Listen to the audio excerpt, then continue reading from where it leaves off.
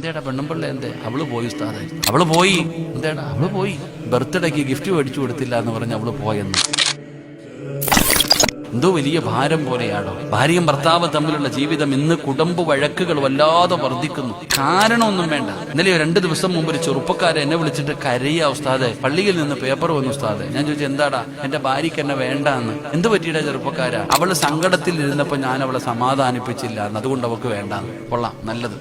കാരണങ്ങൾ നോക്കണം. ഇന്നത്തെ കാരണങ്ങൾ എങ്ങനെയാ? എന്റെ പ്രിയപ്പെട്ടവരെ, എനിക്കൊരു സുഹൃത്തുണ്ട്, എന്നോട് പറഞ്ഞു ഉസ്താദ് അനിയന്റെ കല്യാണം ഉസ്താദ് വരണം, ഉസ്താദ് എന്നെ നിക്കാഹ് നടത്തണം, വരാന്നൊക്കെ പറഞ്ഞു. എനിക്ക് പോകാൻ പറ്റിയില്ല. അവൻ അവസാനം ഞാൻ കണ്ടപ്പോ ജാമ്യം എടുക്കാൻ വേണ്ടി അടുത്ത് പോയിട്ട് പറഞ്ഞോടാ എനിക്ക് സുഖമില്ലായിരുന്നു, വരാൻ പറ്റിയില്ലടാ, അള്ളാഹു ബർക്കത്തൊക്കെ ചെയ്യട്ടേടാ. എന്തേടാ പെണ്ണുമ്പിള്ള എന്തേ? അവള് പോയി ഉസ്താദെ, അവള് പോയി. എന്തേടാ? അവള് പോയി.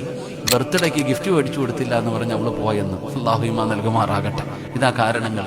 എന്റെ പ്രിയപ്പെട്ടവരെ, കുടുംബജീവിതത്തിന്റെ വിലയും അതിന്റെ മഹത്വം ഒന്നും നമുക്കറിയണില്ല. ഈ ഇരിക്കുന്ന ആണുങ്ങളോട് ഞാൻ ചോദിക്കട്ടെ, ആരെങ്കിലും ചോദിക്കും ഹബീബെ ഭാര്യ എങ്ങനെയുണ്ട്, ജീവിതം എങ്ങനെയുണ്ട്? എന്താ പറയാനാ, എങ്ങനെ പോണെന്ന് എന്ന് പറഞ്ഞാ എന്തോ വലിയ ചുമട് ഇവൻ ചുമന്നുകൊണ്ട് നടക്കണ പോലെ, പെട്ടുപോയി ഇനി അങ്ങ് അനുഭവിച്ചു തീർക്കുക എന്ന് പറയണ പോലെ, എന്തോ വലിയ ത്യാഗം പോലെ.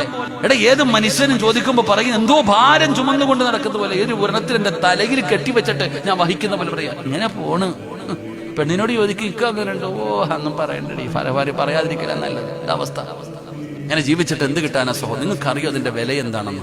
കുടുംബ ജീവിതത്തിന്റെ വില അള്ളാഹുവിന്റെ ഖുർആൻ പറയുകയാ. ഇന്ന് ലോകത്ത് ജനങ്ങൾ സമാധാനമില്ലാതെ നെട്ടോട്ട് ഓടുന്ന കാലവാ. അള്ളാഹുവിന്റെ വിശുദ്ധമായ ഖുർആൻ പറയുന്നു, വിവാഹം കഴിച്ചാൽ സമാധാനം അവർക്കുണ്ടാകും. അള്ളാഹു നമുക്ക് ഈമാൻ നൽകുമാറാകട്ടെ.